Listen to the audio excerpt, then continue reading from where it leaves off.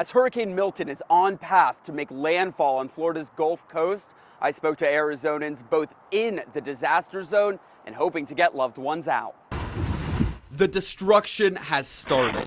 Milton, not only a hurricane, but it's also bringing dangerous tornadoes, storm surges, and 130-mile-per-hour winds. A local emergency currently exists. But while millions evacuate, Arizona resident Pat Wathen is prepping to go into the disaster zone again. We were just getting good and started on Helene.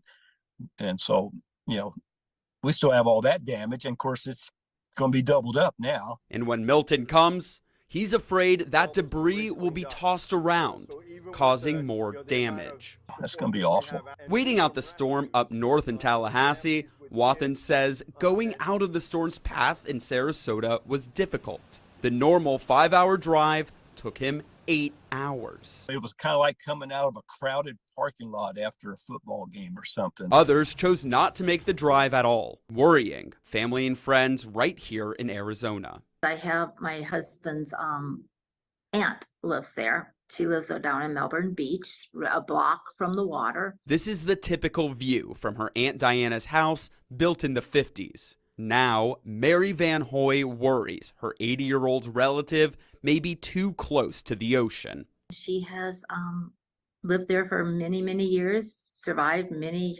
hurricanes, but we're trying to explain to her that nothing is quite like this one is projected to be. So how much water is the Florida Gulf Coast expected to get? Let's measure out the 15 feet storm surge that's expected.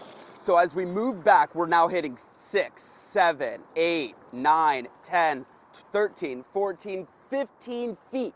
That's nearly a story of water.